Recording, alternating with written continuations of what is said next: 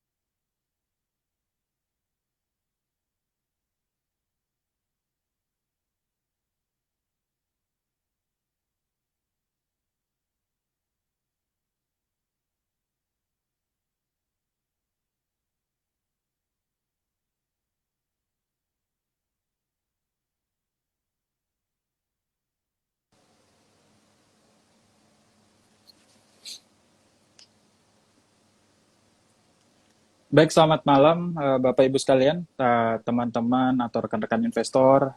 Kembali lagi bersama kami tim BCA Sekuritas ya. Di sini kita akan sedikit mengulas tentang review tentang market kita hari ini bagaimana. Sebelum kita memulai, apakah suara dan layar sudah terdengar dan terlihat dengan jelas Bapak Ibu? Mohon konfirmasinya.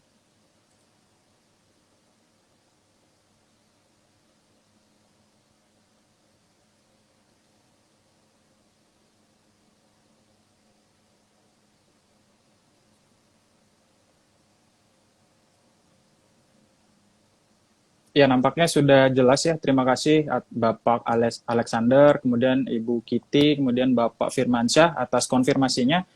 Di sini saya tidak sendiri. Hari ini kita akan membahas tentang cara mudah berinvestasi cuan maksimal dengan risiko yang minimal ya. Bersama rekan saya juga, yaitu Bapak Andrian Wijaya. Beliau adalah fundamental analis dari Bitrade Eliotation ya. Selamat malam, Mas Andrian. Selamat malam Mas Iksan dan juga rekan-rekan BCA Sekuritas. Iya, gimana nih kabarnya Mas? Sehat ya? Kabar sehat? Sehat, alhamdulillah sehat. Baik, Alhamdulillah Mas. sehat ya. Mas sendiri bagaimana? Alhamdulillah sehat juga Mas. Jadi gimana nih kita bahas tentang, kita diskusi aja nih ya teman-teman sekalian, karena di sini saya selaku technical analis dari BCA Sekuritas, kemudian Bapak atau Mas Andrian ini akan mengulas seputar fundamentalnya bagaimana. Jadi kriteria saham yang baik menurut fundamental, kemudian menurut teknikal bagaimana. Kita coba padukan di dalam live ini.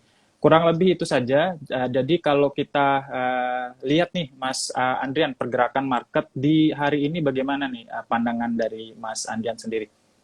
Iya, Mas. Jadi pertama-tama selamat malam untuk semua rekan-rekan BCA Sekuritas maupun juga Bitrade Elutition.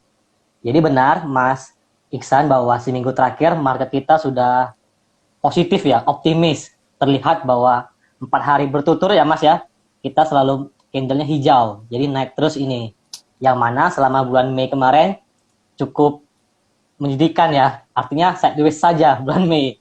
Seperti ada istilah sell in May and go away.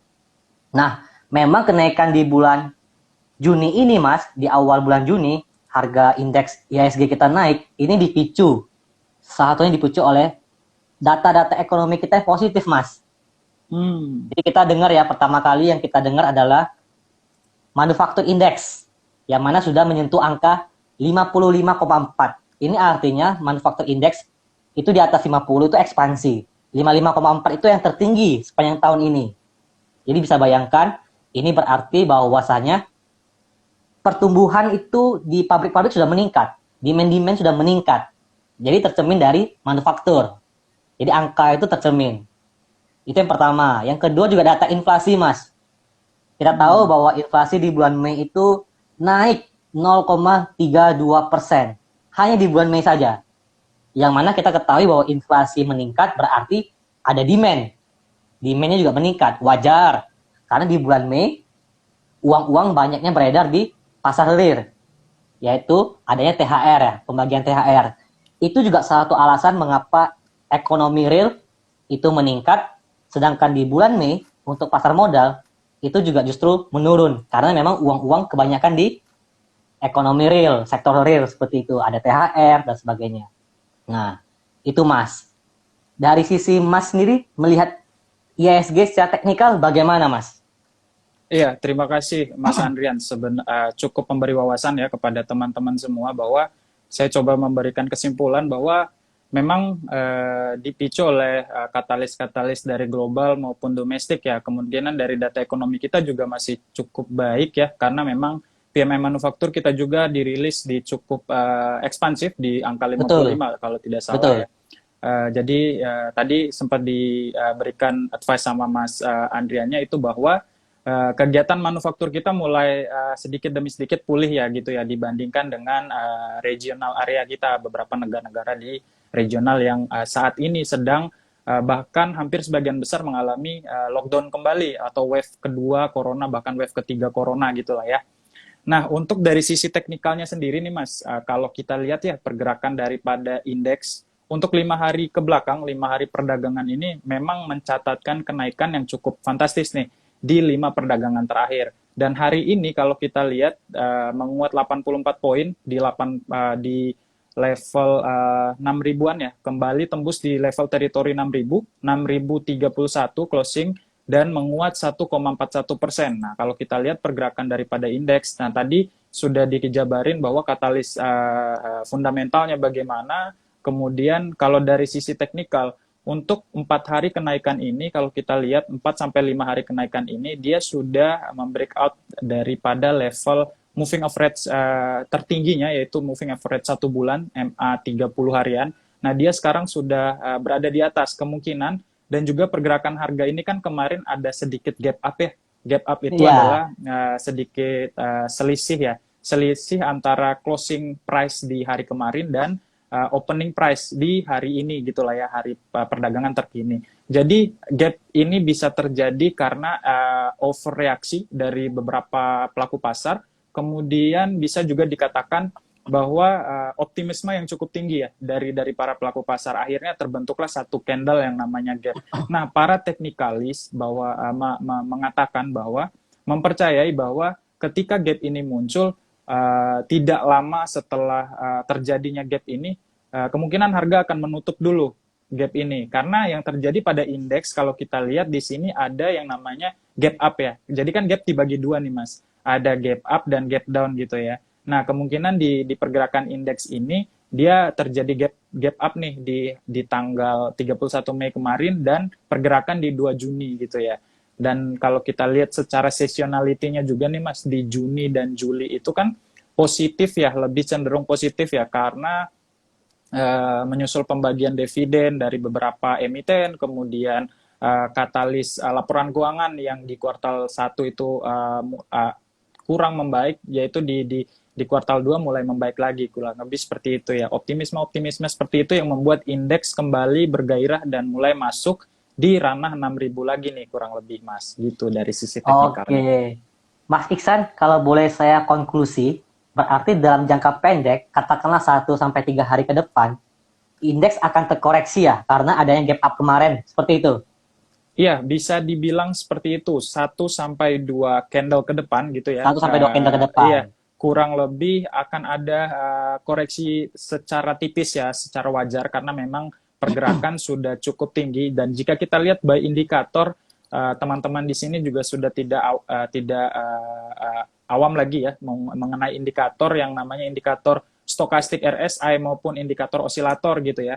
Indikator osilator ini kan salah satu leading indikator di dalam analisa teknikal, di mana kalau kita lihat indeks harga saham gabungan sendiri ini sudah mencatatkan kenaikan yang cukup tinggi, akhirnya terrefleksikan di indikatornya. Indikatornya ini sudah jenuh beli ya, overbought. Jadi di mana ketika indikator overbought ini muncul atau salah satu sinyal overbought ini muncul menandakan harga bisa kembali ke posisi normal atau balik ke koreksi terlebih dahulu gitu Mbak. Kayak gitu Mas.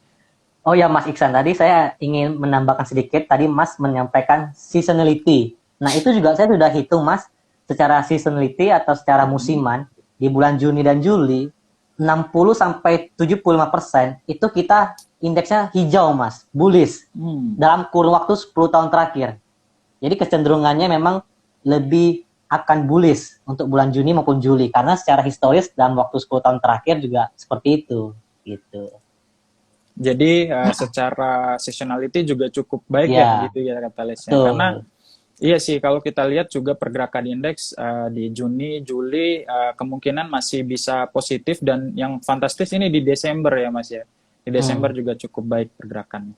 Nah, terlepas daripada itu nih Mas, kita sedikit ada diskusi sedikit nih. Mungkin teman-teman di sini ada juga yang belum jadi investor, ada juga investor yang baru gitu ya di industri ini. Kemudian bagaimana menyikapi pergerakan market yang cukup fluktuatif ini di era seperti sekarang gitu kan. Nah kalau kita balik lagi nih Mas, karena kan basic daripada ilmu Mas Andrian ini kan fundamental analis ya, seorang pelaku pasar yang atau seorang analis yang lebih memproyeksikan dirinya itu ke laporan keuangan perusahaan gitu. Gimana nih melihat indeks kita ini, bagaimana kemudian saham-saham seperti apa, sektor apa yang masih menarik di kedepannya nih Mas?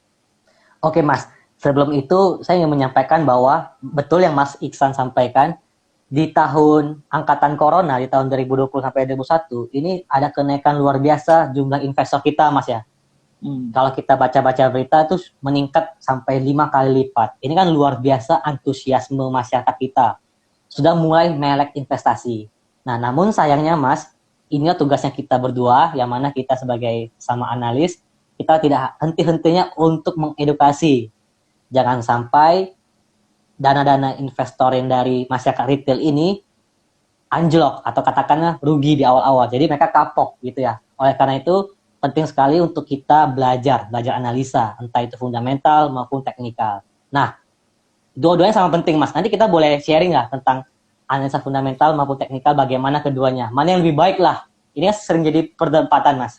Nah, kebetulan sebelum saya menjawab tentang IISG maupun saham apa yang akan menarik, saya ingin membahas dulu Mas tentang analisis fundamental maupun teknikal. Karena ini kan sering dipertanyakan ya oleh masyarakat retail. Mana sih yang lebih jago? Teknikal apa fundamental nih? Gua tim fundamental, gua tim teknikal, gitu ya. Kan banyak yang seperti itu tuh. Atau lagi yang gua tim bandarmologi misalnya. Nah, iya Mas. Jadi Mas Iksan, buat teman-teman juga ingin saya sharing saja. Ini sudah menjadi skripsi saya, skripsi S1. Dulu saya kuliah di Jogja, yang mana bahan penelitian skripsi saya itu mengenai ini, evaluasi metode analisis teknikal dan metode analisis fundamental dalam memprediksi pergerakan harga saham di pasar modal Indonesia. Jadi saya ingin mengetahui mana yang lebih baik antara analisis fundamental maupun teknikal. Karena saya sama seperti teman-teman pemula. Sejak SMA saya penasaran, mana yang lebih baik, mana yang lebih unggul, mana yang harus saya pelajari gitu ya. Mana yang harus saya kuasai salah satunya. Nah, alhasil singkat cerita apa jawabannya? Kalau kita skripsikan kita ingin menemukan satu jawaban Mas ya. Iya, Itu betul. A atau B. Pilih A atau B. Itu kan konklusi yang kita inginkan sewaktu skripsi S1 penelitian. Nah, alhasil setelah saya skripsi, saya meneliti dan meminta petunjuk dari dosen pembimbing, saya menemukan jawaban tidak ada yang lebih baik antara analisis fundamental maupun analisis teknikal. Tidak ada yang lebih unggul.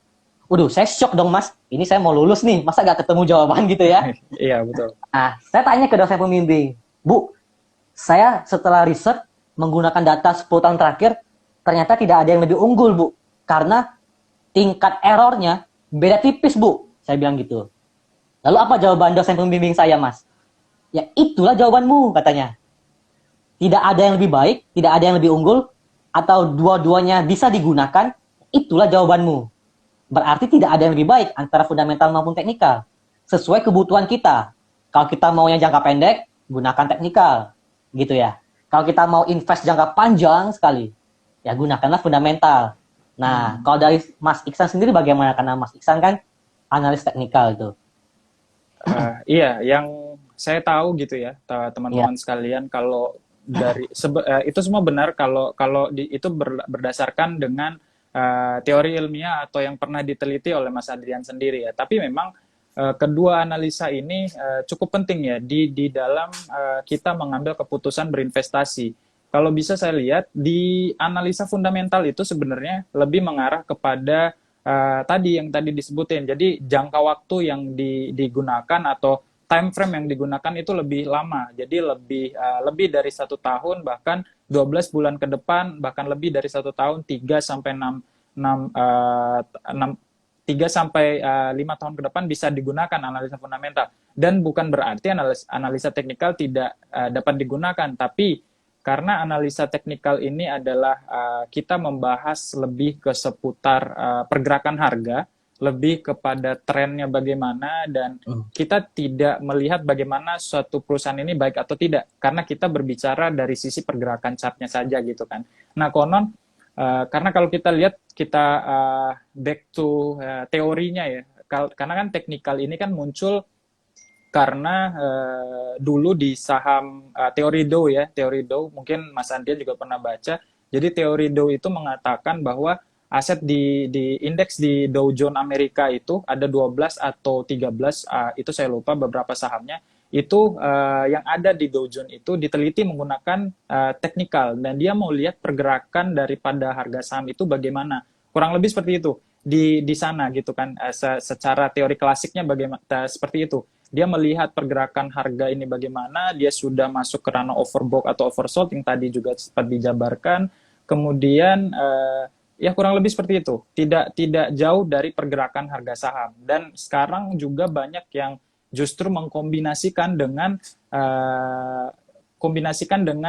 perilaku daripada broker gitu ya. Kita sering ya melihat investor-investor, bahkan trader ya yang jangka pendek itu melihat pergerakan harga ini disokong oleh broker mana gitu kan, lebih kuat dari broker asing kah atau broker dalam negeri kah, kayak gitu. Kurang lebih mengcombine itu. Jadi ilmu teknikal ini lebih melihat kepada pergerakan dari tren atau chart-chart itu sendiri gitu Mas.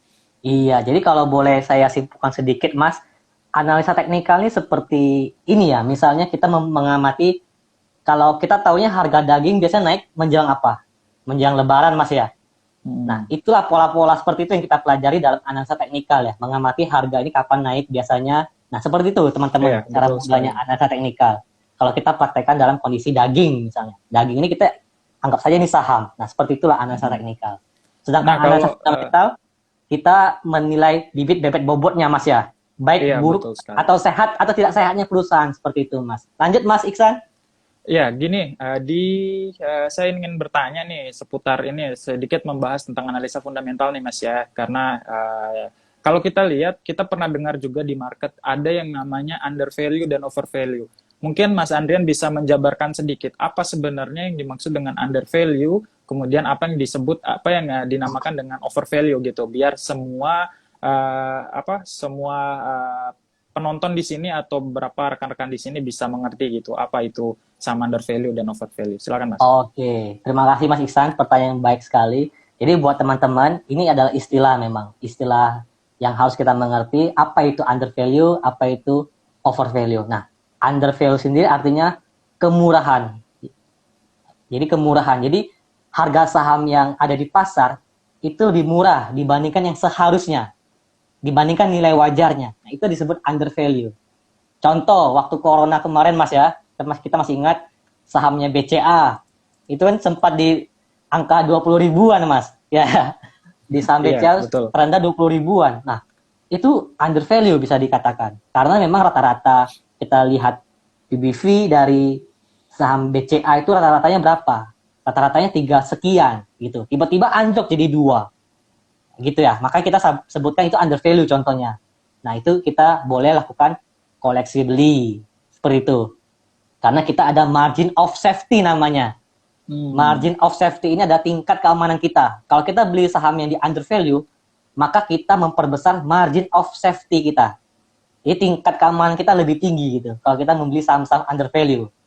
Nah, beda halnya dengan over value. Over value artinya harga saham yang di pasar saat ini itu sudah kemahalan dibandingkan nilai yang seharusnya.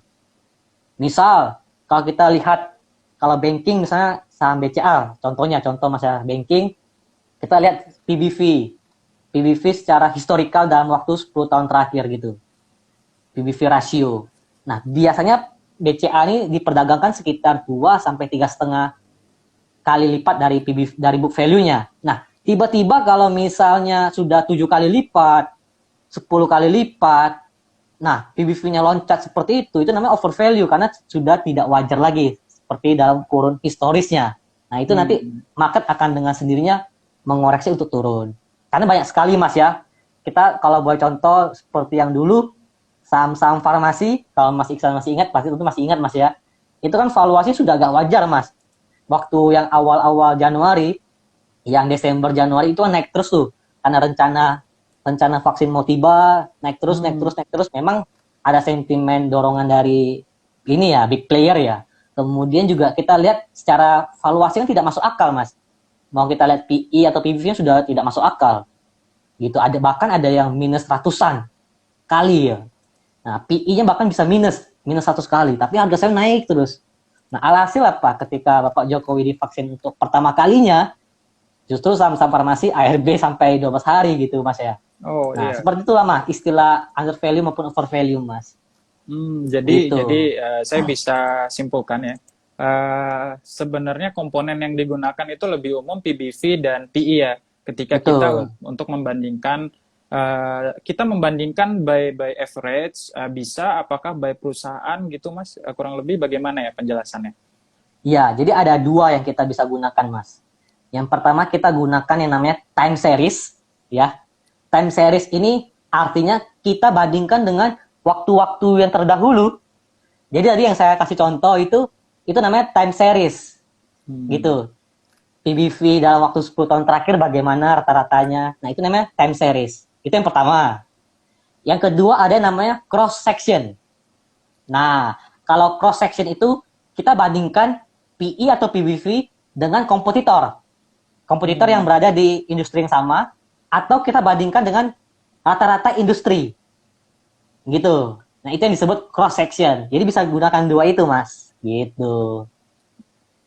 Wah iya, terima kasih Mas. Ini cukup menarik ya teman-teman semua. Tadi dijelaskan bahwa analisa fundamental untuk menilai bahwa saham itu under value atau over value tadi sudah dijelaskan sedikit tentang relatif ya Mas ya. Ini relative valuation ya jatuhnya. Nah, relative valuation ini kita bisa ukur menggunakan PE, price to earning, dan PBV teman-teman. Nah, PBV dan PE ini digunakan di beberapa saham yang memang memiliki sektor yang berbeda ya Mas ya. Ada yang menggunakan Betul, PI, kadang juga ada yang menggunakan PBV gitu ya. Perbankan betul, lebih condong ke PBV, bukan begitu Mas ya? betul, betul, betul, Iya, Mas. PBV Perbankan lebih PBV. condong itu di sektor-sektor perbankan, keuangan, dan lain sebagainya. Nah, tadi juga sempat disinggung bahwa PBV dan PI ini kita relative valuation ini bisa dua ya. Jadi kita bisa mengukur jadi time series atau cross section gitu, bukan berarti ya? Betul. Iya, Iya. kurang lebih seperti itu ya teman-teman ya. Nah, Mas Untuk Iksan, saya mau balik tanya nih, Mas. Tadi iya, kalau sudah saya secara sisi fundamental, lalu bagaimana secara sisi teknikal, Mas? Untuk indikator-indikator apa yang kita gunakan dalam analisa teknikal biar teman-teman pada paham, Mas?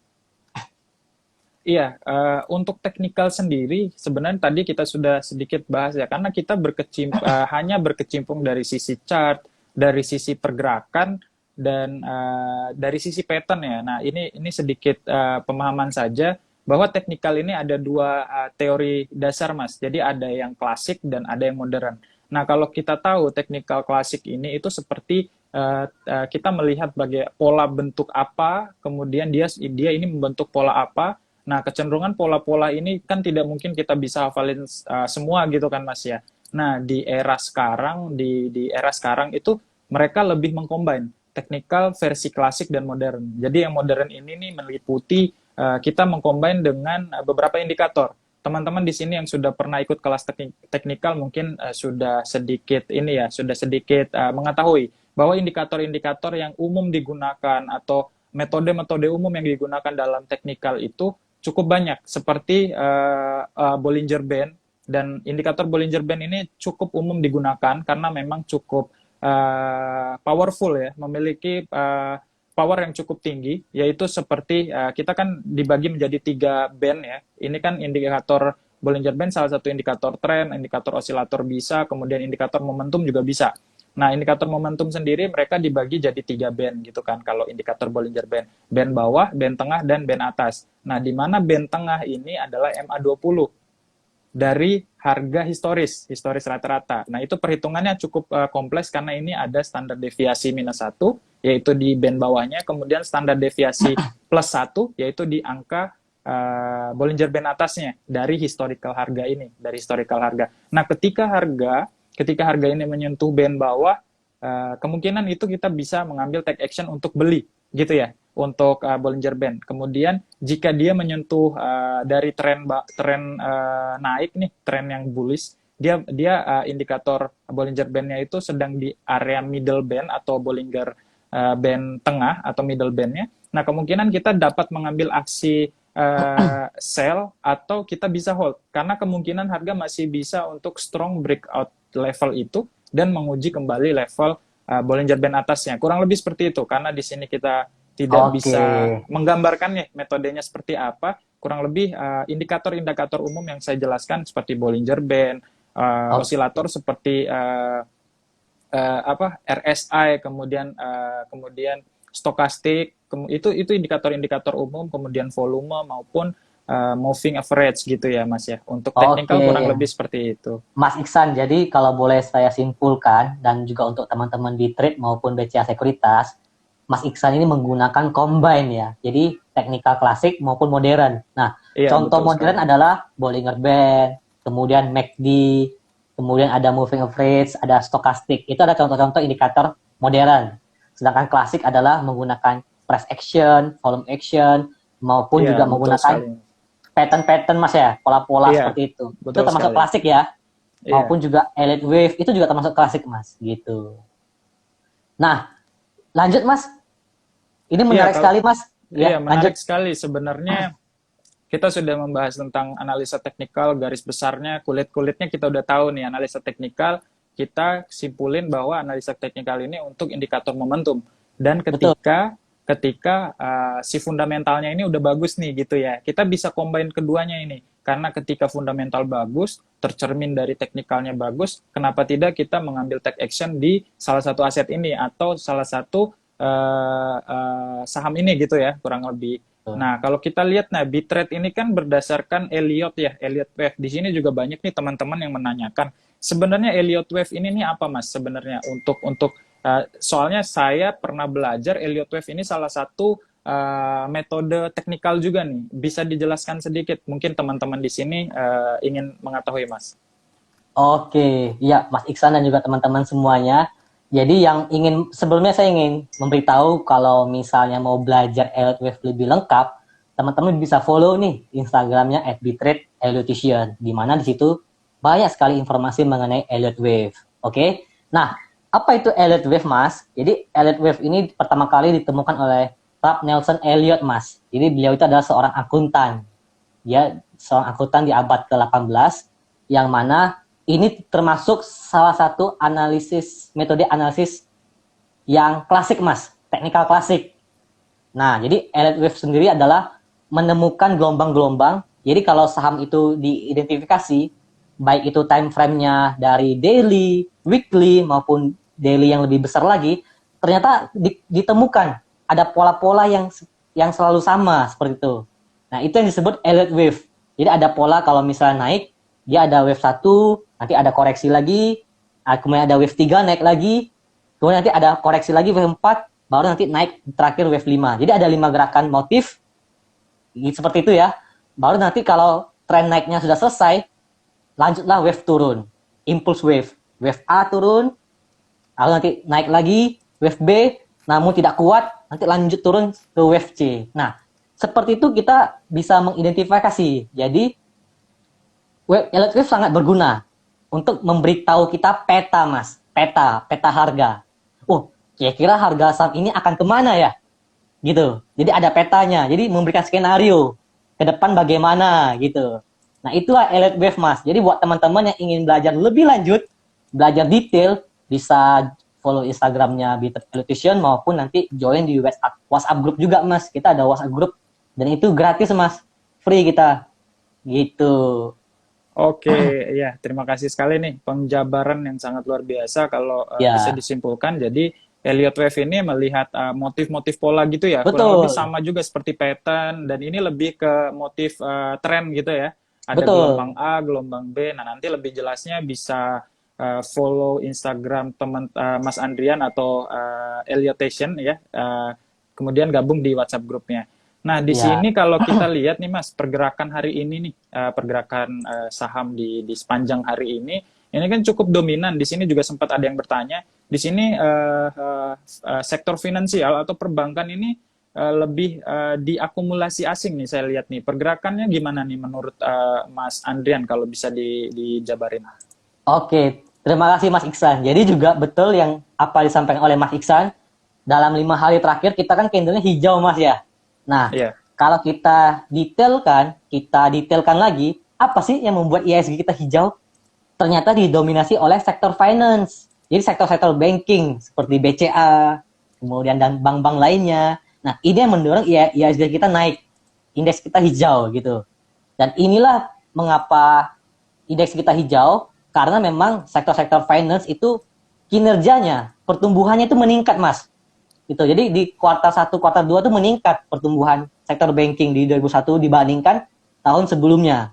Lalu tadi Mas juga sudah sampaikan ada katalis positif, data inflasi yang meningkat 0,32, PMI indeks juga meningkat 55,4 yang mana tertinggi sepanjang tahun ini. Nah, ini yang katalis membuat IHSG kita naik juga. Nah, buat teman-teman juga mungkin tadi ada yang nanya juga, Mas. Buat ke depan saham-saham apa yang berpotensi. Nah, saya juga melihat saham-saham banking ini masih akan melanjutkan kenaikan, Mas. Karena kan rally-nya baru beberapa hari terakhir. Menurut saya rally sektor finance ini belum berakhir gitu. Apalagi kalau saya lihat secara jangka panjang, ini Bank BCA masih bagus, Mas, sahamnya. Saya bukan karena live IG dengan BCA Sekuritas selalu saya puji Bank BCA ya. Jadi karena memang baru-baru ini juga saham BCA kalau kita lihat baru saja break resisten ya, Mas ya, 32,800. Resisten ada di 32.800, itu sudah di break. Bahkan hari ini close di 33.000. Gitu ya, Mas ya. Psikologis price, Mas, iya. Nah, itu dari Mas sendiri bagaimana untuk saham-saham banking gitu? Iya, kalau ditanya pergerakan bankingnya, kalau kita lihat ya memang cukup atraktif di akhir-akhir 5 hari perdagangan ini ya. Betul. Nah, kalau kita lihat dari inflow ya, inflow asing karena kan cukup tinggi ya, antusias dari broker asing bahkan investor asing di sini ya. Nah, di tanggal 3 sendiri, hari ini asing di pasar reguler mencatatkan net buy 885 bio ya. Jadi yang lebih dominan itu masuk di saham BCA, kemudian BRI, sebesar BCA sendiri itu 428 ya, net buy-nya asing di saham BCA. Kemudian BRI ada 257 bio untuk hari ini saja. Kemudian top net sell asing itu ada Bevin, kemudian Pegas, Tebik, dan INKP. Kalau kita ada 5 top sell, ada 5 top bayarnya. Nah, Telkom juga termasuk. Nah, kalau kita lihat pergerakan dari perbankan ini, saya tertarik melihat, tadi juga BCA masih menarik, sempat membreakout daripada resisten dia, yaitu di 32.800. Karena kalau kita tarik garis horizontal lurus, di periode-periode tanggal 23 Maret sampai dengan tanggal 24 Maret lalu, memang ada cukup gap tipis di situ ya. Nah, kita bisa gunakan itu sebagai resisten, dan akhirnya di hari ini dia membreakout daripada level 32.800 dan closing di level psikologisnya kalau kita lihat BCA sendiri. Nah, yang menarik di sini BRI ya. Pergerakan BRI memang cukup atraktif juga di sepanjang hari ini dan berhasil ditutup di teritori positif di 2%, 2,35% atau naik 100 poin ya di hari ini saja. Nah, kemungkinan kalau pergerakan dari BRI sendiri ini menyusul inflow asing tadi juga. Nah, kalau kita lihat secara year to date, nah tadinya ini posisi pertama net buy asing atau inflow asing ini ada Arto ya, saham Arto. Nah, Arto di sepanjang year to date dari awal Januari sampai dengan hari ini itu membukukan net buy juga, namun sudah tersalip oleh BRI nih hari ini sepanjang year to date saja sudah 4,3 triliun. Jadi cukup berbalik ya pergerakan dari BRI sendiri setelah 5 hari perdagangan ini. Dan kalau kita lihat secara trennya juga, BRI ini masuk dalam tren reversal. Jadi tren pembalikan setelah jangka pendeknya mengalami penurunan nih yang cukup signifikan, karena memang volatilitas indeks, volatilitas market kemarin-kemarin itu kan lagi tinggi ya, karena uncertainty yang cukup besar juga. Jadi di bursa saham global maupun bursa saham kita juga masih mempertimbangkan bagaimana arah kebijakan yang cukup baik dari The Fed sendiri, kemudian dari Bank Indonesia seperti apa, dan nyatanya tercerminlah dari beberapa data keuangan kita yang sudah rilis di beberapa minggu terakhir ini, bahkan beberapa hari yang terakhir ini, dan mulai memberikan penguatan di saham-saham big cap sendiri, gitu sih Mas. Kalau dari BRI, BCA, dan ini masih cukup baik juga untuk di hold. Kurang lebih seperti itu teman-teman. Bocoran untuk teman-teman semua, BCA dan BRI masih bagus untuk kita koleksi Mas ya. Nah, satu lagi Mas yang kurang Mas. Berapa TP dari sisi teknikal ya Mas untuk BCA maupun BRI Mas, kalau boleh diberitahu? Iya, karena hari ini sudah break resisten 32.800. Nah, sekarang closing 33.000. Nah, ini kalau dia kuat membreakout lagi, kita 32.800 ini bisa jadi titik supportnya nih. Kita pantau 32.800, kita buat dia menjadi titik support, titik resisten terdekatnya kurang lebih di 33.775 ya. Untuk resisten terdekat untuk Bank BCA sendiri.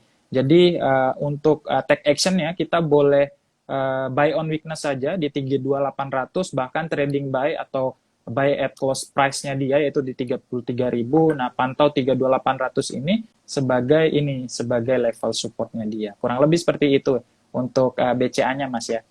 Iya. Kalau untuk BRI Mas, kalau boleh diberitahu? Ya, untuk BRI teknikalnya di sini kurang lebih kita masih hold ya pergerakan dari BRI ini, bahkan jika ingin menambah atau trading buy kita bisa tambah di at closing price saja 4360 sampai dengan 4350 kita boleh mengantri di level itu. Kemudian level support yang dapat dicermati oleh teman-teman sekalian ini untuk BRI itu di level 4270. Nah, kemudian resisten yang paling wajar dicapai itu di level 4.460 ya untuk BRI ini 4.460 sampai 4.500 level psikologis untuk BRI sendiri. Kurang lebih seperti itu untuk BRI. Oke, menarik. Menarik dari sekali, sisi fundamental bagaimana nih Mas Andrian? Kalau kita lihat di banking sektor ini seperti BRI, BCA, kalau kita compile bank-bank buku besar ini yang masih menarik dari sisi fundamental dari saham apa aja Mas untuk banking sektor?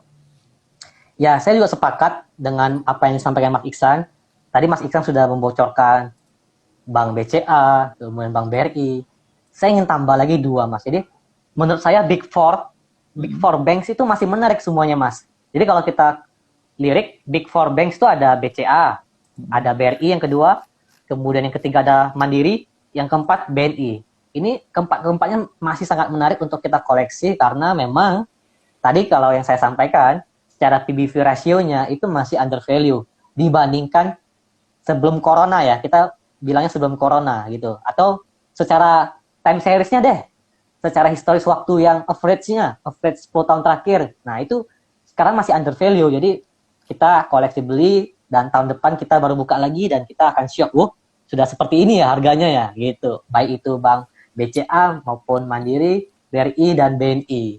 Jadi saya rasa empat-empatnya masih sangat boleh untuk kita beli, Mas. Seperti itu, Mas. Jadi lebih ke jangka panjang ya Mas Adrian. Betul. Baik. Gitu. Nah, di sini Mas. juga kita mungkin langsung ke Q&A aja ya. Di sini boleh teman-teman juga Mas. sudah banyak juga yang bertanya ya dari sisi emiten apa. Nah, kita mungkin menjawab dari dua sisi ya. Nanti ada dari sisi fundamentalnya, kemudian kita bahas tentang dari sisi teknikalnya bagaimana jangka pendeknya. Boleh. Nah, di sini BNI tadi sedikit. Nah, BNI ini gimana nih Mas? BNI. Nah, ini ada pertanyaan dari Ibu Vivi. Itu gimana nih? BNI secara fundamental price to book value-nya gimana kalau dibandingkan dengan beberapa big bank lainnya, Mas? Iya, Mas. Tadi yang saya sampaikan, Mas, sebenarnya untuk keempat-keempatnya kita beli lalu gak usah mikir. Ini kalau sisi fundamental ya. Kalau sisi fundamental kan artinya kita membeli saham yang bagus, saham yang sehat, saham yang under value, gitu ya, saham yang masih murah gitu dibandingkan harga wajarnya, dan untuk jangka panjang, itu kan fundamental itu, untuk jangka panjang. Beda kalau teknikal kan kita memanfaatkan momentum, jadi kita ada strateginya, TP mau di berapa, SL mau di berapa, area entry-nya mau di berapa.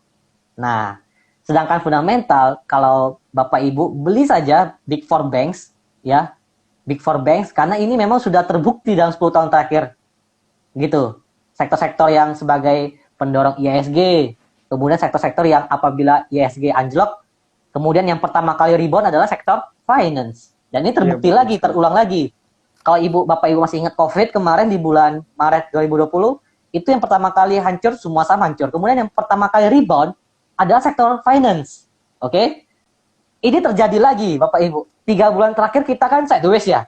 Bulan Februari 2021, Maret 2021, April dan Mei. Mei puncaknya kita sideways aja. Bahkan sempat menyentuh 5.780 indeks harga saham kita. Nah, yang membuat indeks harga saham kita dari 5.700 ke 6.000, tadi yang Mas Iksan sampaikan dalam 5 hari kita candle hijau, itu kan adalah saham-saham sektor finance. Jadi Bapak Ibu jangan meremehkan sektor-sektor bank, apalagi Big Four banks seperti itu ya. Ditambah akan ada lagi nanti mungkin ke depan kalau sektor teknologi sudah masuk, Mas.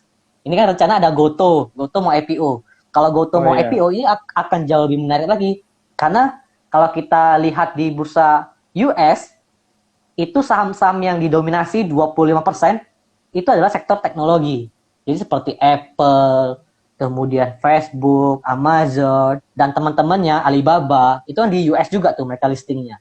Itu betul. Mereka menguasai 25% dari bursa saham Amerika. Dan itulah yang membuat mereka kenapa kalau kita lihat indeks saham Amerika sudah all time high ya. Walaupun masih COVID, masih zamannya corona, mereka sudah all time high. Karena memang sektor teknologi justru semakin maju di kala corona ini. Mereka semakin maju saham-sahamnya, perusahaan-perusahaannya makin berkembang, makin banyak permintaan. Nah, sehingga itu membuat bursa saham Amerika sudah mencapai all time high. Sedangkan di kita belum all time high karena belum ada saham teknologi. Mungkin nanti kalau ada teknologi ini akan jauh lebih menarik. Ini finance dan teknologi, sektor tech gitu. Nah, Mas, tadi saya ada singgung all time high, Mas. Jadi kalau tadi yang menjawab pertanyaan itu tadi saya bilang keempat-keempatnya beli saja, tidak usah mikirin berapa karena nanti yang saya sampaikan itu sudah under value. Dan lihat aja nanti ketika kondisi ekonomi sudah normal itu artinya kita nggak perlu pakai masker lagi, kita sudah full sekolah, full tatap muka, kita sudah full kerja, kita mau main bola nggak perlu takut lagi, kita mau nonton bioskop nggak perlu berjarak-jarak lagi, nah gitu, tidak perlu berjarak-jarak lagi. Nah, semua keadaan ekonomi sudah normal, ketika ekonomi kita sudah normal, nah nanti kita lihat saham-saham yang Big Four Banks ini sudah di berapa. mereka akan mencapai harga normal lagi seperti itu. Nah Mas, tadi saya ada singgung all time high Mas. Iya, Kalau kita Mas lihat Andrean. di bursa saham Amerikanya sudah menyentuh all time high Mas ya, 34.000 Mas. Sedangkan kita belum nih. Jepang sudah sempat menyentuh all time high di zaman Covid ya. Nah, sedangkan kita belum. Dari sisi Mas sendiri melihat analisa teknikal, bagaimana untuk teknikal IHSG kita di tahun 2021 Mas? Ada peluang nggak ya untuk kita mencetak all time high sekitar 6.700 ya Mas ya? Kurang Iya, lebih. kalau kita lihat ya, kita back to historical di sini, indeks pernah mengalami kenaikan yang cukup fantastis di atau higher tertingginya itu di 6.636, Mas Andrian. Nah, kalau kita bandingkan dengan harga sekarang di 6.000 ini masih butuh 6.300, masih butuh 300-an ya, 300 rupiah ya pergerakan daripada dibandingkan pergerakan hari sekarang. Nah, kalau sampai dengan akhir tahun kurang lebih jika potensi ekonomi sudah membaik, kemudian yang tadi dijelaskan kondisi daripada global makan corona ini sudah vaksinasi pun sudah baik, corona sudah stabil, kurang lebih angka-angka 6.600 bahkan 6.700 bisa tercapai untuk ini ya, untuk kita sendiri. Karena kalau kita lihat saham-saham di luar di global sendiri di Dow Jones Index itu juga sudah all time high di 34.000, itu menyusul memang ada switching aset di sana gitu ya. Jadi Betul. ada switching aset karena memang yield yang rendah gitu ya. Di sana yieldnya sudah yield yang cukup tinggi gitu ya. Yield yang tinggi akhirnya mengindikasikan bahwa akan ada tapering gitu ya. Namun memang ada tarik ulur antara kesepakatan daripada beberapa pihak nih yang di bank sentral di Amerika sana, bahwa ada yang mengatakan bahwa ini harus saatnya memang kita harus mengambil intervensi. Ada juga beberapa pihak dari bank sentral di sana mengatakan bahwa ini hanya sementara begitu, dari tercermin dari yield dan inflasi ini gitu kan. Ini hanya sementara, bahkan nah itu juga yang membuat katalis positif nih di beberapa indeks regional bahkan indeks global gitu ya. Pergerakan mereka bisa atraktif kembali. Kemudian nah sedikit juga disinggung di sini ada ya, kalau kita bahas kemarin itu sempat ramai tentang kripto ya Mas ya. Nah, Betul. cryptocurrency. Nah, ini juga yang membuat di periode Maret, April dan awal-awal Mei ini kalau kita lihat pergerakan indeks cukup stagnan ya, cukup stagnan bahkan sideways cenderung melandai. Jadi tidak cukup downstreamnya tidak cukup dalam, namun memang ada penurunan di periode ini di Maret dan April ya, di Maret dan April khususnya. Nah, ini sejalan juga dengan nilai total transaksi kita, total value IHSG kurang lebih pada saat kemarin itu di range average 8 sampai 9 triliunan. Nah, itu cukup sepi ya di market di periode itu. Nah, konon ini ada switching aset di mana beberapa pelaku pasar lebih berspekulasi untuk masuk ke cryptocurrency. Makanya kemarin ketika cryptocurrency itu mengalami penurunan yang cukup dalam di beberapa minggu terakhir ini, nah ini kemungkinan bisa dikatakan mereka switching atau balik lagi ke sektor yang lebih soft gitu. Ada itu lebih soft yaitu di saham gitu. Masuk lagi ke indeks kita atau masuk lagi ke pasar saham. Kurang lebih seperti itu sih untuk view indeksnya dari saya Mas, kurang lebih. Oke. Mas, saya tanya sekali lagi boleh Mas ya? Iya. Iya, Mungkin Mas. ini juga menjawab pertanyaan dari beberapa teman-teman BCA Sekuritas maupun Bitrade yang nonton live IG pada hari ini. Mereka bertanya Mas, kalau Mas dari sisi teknikal cara Mas screening saham bagaimana sebenarnya? Bagaimana cara Mas untuk screening sahamnya? Akan Mas pilih untuk beli gitu misalnya Oh, Mas? oke. Iya, kalau ya tadi untuk cara gampangnya, tadi kan saya sempat menjelaskan bahwa ada beberapa indikator yang cukup sering dipakai untuk Ya, beberapa teknikalis, bahwa investor-investor jangka pendek yang ingin melihat, wah ini sahamnya udah bagus kayak gitu. Nah, untuk cara saya men-screening biasanya sih kita combine juga nih. Kita combine dengan katalis apa nih yang besok lagi ramai. Jika kita seorang oke. trader jangka pendek nih 2 sampai 3 hari, kemudian ini seperti katalis yang positif di MNC nih, cerita grup MNC bahwa kan kemarin Motion Bank-nya yang lagi Ya, ramai itu kan BABP sampai ARA, sempat ARA juga, bahkan sekarang juga cukup tinggi pergerakannya. Nah, bagaimana kita melihat pergerakan secara teknikalnya? Saya berangkat dari newsnya dulu. Oh, Newsnya mendukung untuk bergerak naik apa tidak gitu kan ya. Nah, ketika news ini mendukung untuk naik, nah kita boleh nih mengambil aksi spekulatif dulu, spekulatif buy gitu kan. Nah, ketika spekulatif buy dan target price awal kita ini kecapai nih untuk 1 sampai 2 hari perdagangan, karena yang namanya technical analysis ini kan ketika resisten yang kita capai itu sudah atau target price yang kita buat itu sudah terbreakout atau tertembus gitu kan, ini akan membuat kita ini membuat resisten baru gitu ya. ya. Ketika kita katalisnya sudah cukup positif di resisten yang cukup rendah daripada harga kita ini sudah kecapai, barulah kita bisa menambah bobot daripada lot yang kita ingin tradingkan gitu. Nah, kurang lebih saya berangkat dari news, kemudian dari indikatornya, Sentimen. osilator, iya, sentimen yang bagus, kemudian osilatornya bagaimana, pergerakan sahamnya bagaimana. Jika dalam kurun waktu 1 bulan saham ini bergerak melandai dan ada sinyal-sinyal pembalikan. Nah, sinyal-sinyal pembalikan ini biasanya muncul di osilator, Mas. Nah, osilator ini Hmm. seperti yang saya katakan tadi, osilator ini adalah indikator yang dimana dia ini menggambarkan salah satu leading indikator. Dia bisa menggambarkan duluan pergerakan daripada harga ini. Jadi salah satu indikator yang dapat melihat bahwa suatu harga, suatu aset ini masuk di rentan jenuh jual atau jenuh beli. Biasanya tuh ketika dia melandai cukup lama, kemudian muncul dia sudah bergerak di ranah yang namanya jenuh jualnya gitu ya. Jenuh jual artinya dia harus berbalik, artinya harus reversal lagi untuk masuk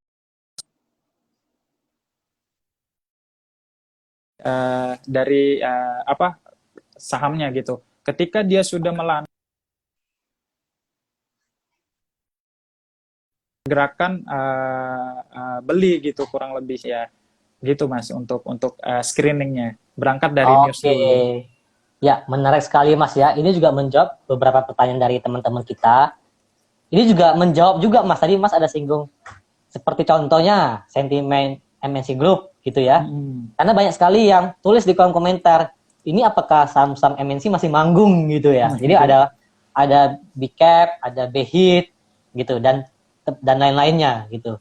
Nah, kalau Mas lihat sendiri berarti dari sisi sentimen dan news serta teknikal untuk saham MNC, grup MNC itu masih akan berlanjut Mas ya, masih akan rally untuk beberapa hari ke depan. Iya, kalau kita lihat by sentimen Motion Bank ini ya, kan kemarin Iya. BABP ya yang lebih dikuatkan di Di beberapa ya, di sentimen ini. Nah, kalau kita lihat Bank MNC ini sendiri sekarang ini sudah masuk ke ranah overbooknya, jadi jenuh beli, kecenderungan jenuh beli dan volume perdagangan ini jika dibandingkan dengan periode tanggal 28 Mei lalu, nah ini lebih rendah daripada hari tanggal 28 itu untuk sekarang. Jadi kemungkinan akan ada koreksi wajar terlebih dahulu menguji level MA 5 harinya, MA 5 ke belakangnya jangka pendek yaitu di level 200. Nah, jika beberapa candle ke depan itu kuat di atas 200, kemungkinan dia akan sideways terlebih dahulu dan menguji resisten-resisten selanjutnya kurang lebih untuk BABP. Namun memang oke. kalau kita lihat dari inflow asing juga di sini flow asingnya cukup di tanggal 3 ini mencatatkan net sell ya di pasar reguler 700 miliar. Jadi cukup dapat menjadi salah satu katalis juga di sini. Berarti kita wait and see ya. Wait and see pergerakan pasca opening besok di hari Jumat. BABP ini bagaimana? Jika kecenderungannya bergerak melemah, kita boleh antri lebih bawah lagi untuk BABP-nya. Nah, tadi untuk level antriannya kita boleh buy on weakness di 210 sampai 205 ya untuk 206 sorry untuk pergerakan daripada BABP-nya. Oke, menarik sekali Mas. Terima kasih banyak untuk insight-nya kepada kita semua. Iya, ini waktu sudah menunjukkan pukul berapa ya Mas ya? Iya, kita punya waktu sampai jam 9 aja nih Mas. Jadi masih 10 menit. Oke. Mungkin kita lanjut ke beberapa Lanjut pertanyaan beberapa aja ya. pertanyaan ya. Iya. Ini Boleh bantu Pak dipilih Didit Mas? sudah menanyakan tentang Unilever. Nah, ini pandangan Mas Andrian nih untuk Unilever sendiri bagaimana nih untuk secara fundamentalnya Mas untuk buy laporan keuangannya karena kita tahu kemarin cukup mengalami penurunan ya dari sisi laporan Betul. keuangan bahkan laba Betul. bersihnya. Nah, ini bisa dijelaskan Mas Andrian, silakan. Oke, terima kasih Mas Iksan untuk pertanyaannya. Jadi memang pasti banyak sekali yang bertanya, Unilever ini kenapa ya? Kok turun-turun terus harga sahamnya?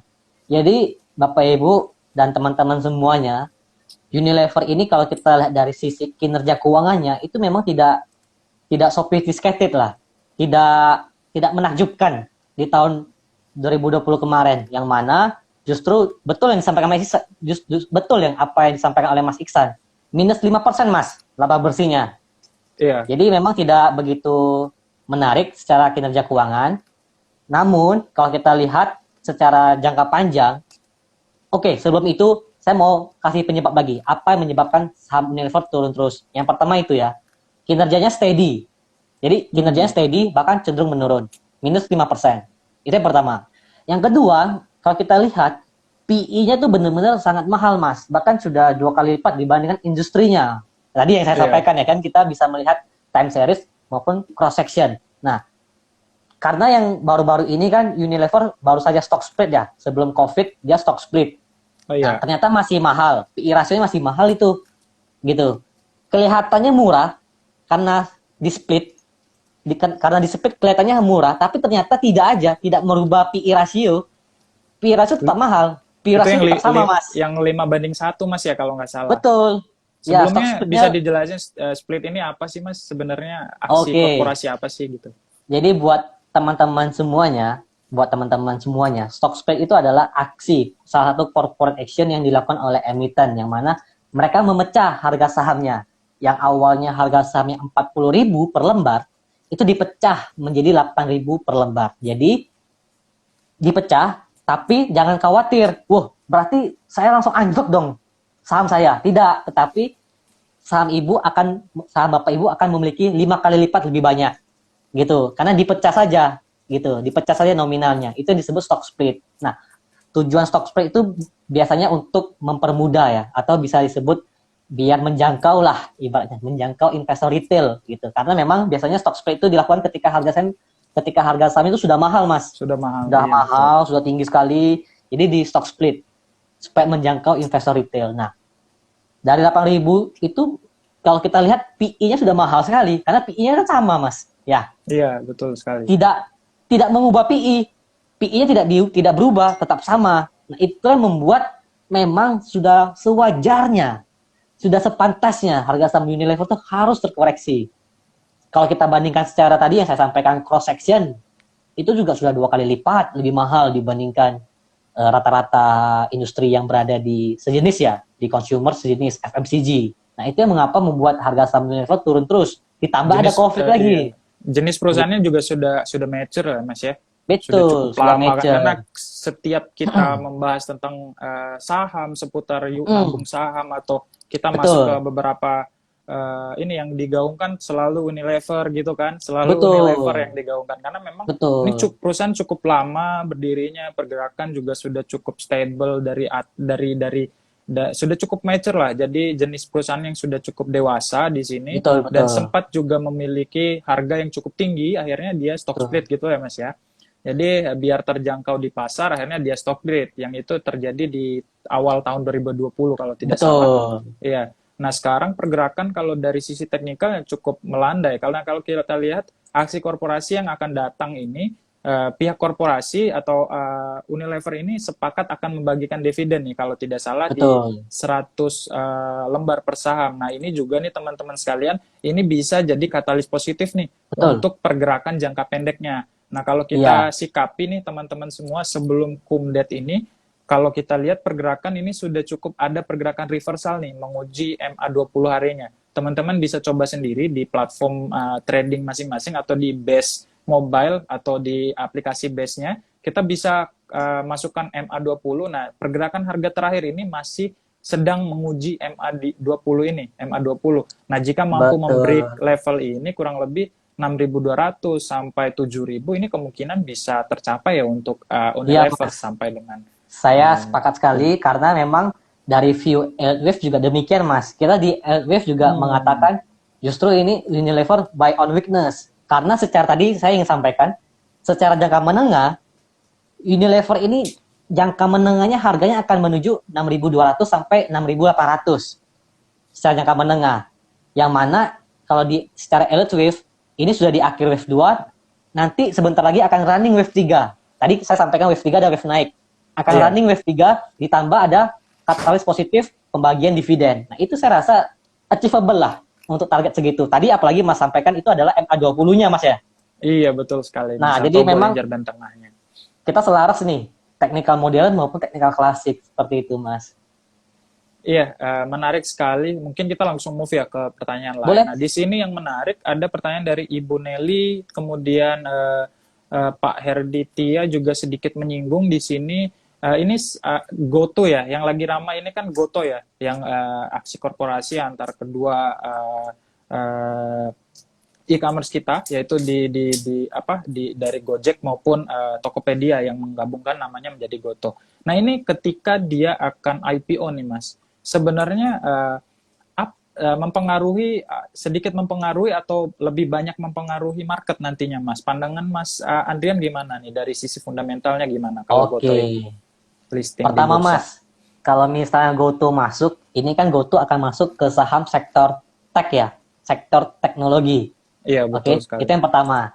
Nah, kalau Goto masuk, justru nanti yang dulu-dulu itu menguasai indeks kita adalah finance, sektor finance.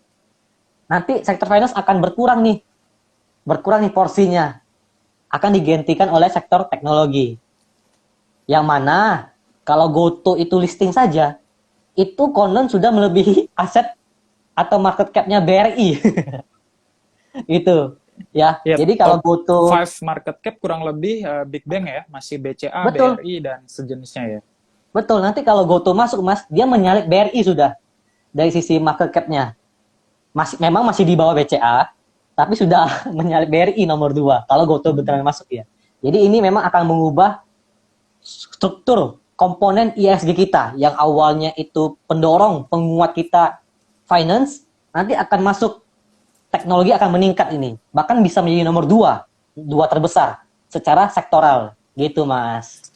Mungkin nanti bisa berpadu dengan Nasdaq ya di luar ya Mas ya. Iya. Seperti itu Mas. Iya, mungkin sedikit saya tambahkan ya. Kalau kita lihat teman-teman, tadi ada yang nanya juga terkait Goto ini, ketika IPO bagaimana? Nah, saya tidak tahu kurang lebih jadwalnya akan dilaksanakan bulan depan ya oleh bursa. Oh ya. Perhitungan daripada indeks ini, indeks harga saham gabungan ini kan kalau kita tahu ini menghitung by market cap saja gitu ya. Betul. Nah, konon katanya ketika di bulan depan nanti akan ada penyesuaian dari Bursa Efek Indonesia, yaitu di mana indeks ini akan dihitung seperti LQ45 Mas. Jadi dihitung by market cap dan dikurang dengan free float-nya. Free float ini persentase saham yang beredar di publik gitu ya. Nah, kurang lebih ketika Goto ini masuk, karena market cap-nya cukup besar, jadi kita harus tahu dulu nih teman-teman, berapa saham publik yang disebarluaskan. Jadi itu yang bisa jadi patokan, ketika Goto masuk, bisa nggak sih dia gerakin indeks, gitu kan pertanyaannya. Kurang lebih itu akan terjawab ketika berapa free float-nya dia tersebar di market berapa gitu. Dan kalau kita lihat juga, ini akan merubah, benar tadi kata Mas Andrian, ini juga akan merubah struktur daripada big kapitalisasi terbesar di Indonesia ini apa aja gitu. Yang sekarang masih diduduki oleh BCA, BRI, dan beberapa saham big atau blue chip lainnya gitu ya Mas ya. Nah, jadi kita kembali lagi, kita harus melihat lagi berapa saham yang beredar, karena setelah aturan bursa itu jalan, kurang lebih free float akan menjadi pertimbangan kenapa saham ini bisa weighted-nya lebih tinggi untuk menggerakkan indeks. Itu sih Mas untuk jawabannya. Menarik sekali Mas. Apalagi yang ingin saya sampaikan, kita belum tahu Mas ya, sama-sama belum tahu berapa free float Goto. Iya, jadi kita bisa belum mengetahui nih seberapa besar pengaruhnya. Semakin besar free float-nya, semakin besar pengaruhnya terhadap IISG, karena nanti IISG akan memperhitungkan komponen free float. Seperti itu.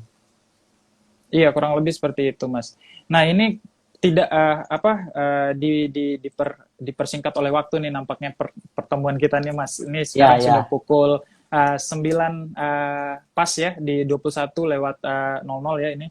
Nah, kurang lebih itu ya teman-teman pertemuan saya sendiri dari tim BCA Sekuritas bersama dengan Bapak atau Mas Andrian ya, yang sudah ini mungkin ada closing statement, Mas. Saya rasa ini kita sudah banyak memberikan insight yang luar biasa Mas ya, dari sisi teknikal maupun fundamental. Pertama, saya ingin ucapkan terima kasih banyak untuk Mas Iksan dan juga teman-teman BCA Sekuritas. Salam untuk teman-teman semuanya yang ada di BCA Sekuritas dari Bitrate Elutition. Kemudian juga untuk teman-teman semuanya dari retail maupun yang baru join maupun yang sudah profesional. Salam kenal juga. Teruslah semangat untuk kita investasi maupun trading, karena kita kadang memang ada loss, kadang ada kalah, tapi jangan patah semangat. Jadikan belajar, loss, Mas ya.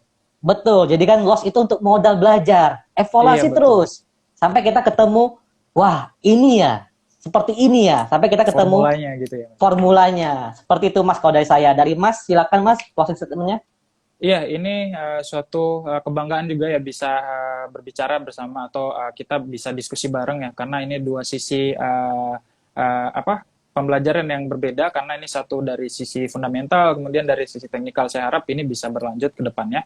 Nah, teman-teman, terima kasih untuk teman-teman Bitrate juga untuk pemaparannya cukup baik, di mana kita membahas tentang bagaimana review market, strategi apa yang dipakai, kemudian beberapa strategi dasar yang mungkin bisa diperhatikan oleh beberapa investor atau calon investor di sini.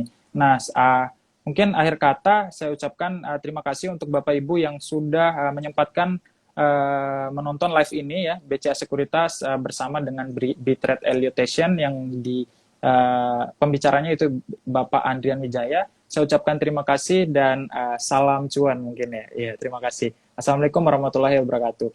Wah. Bye teman-teman.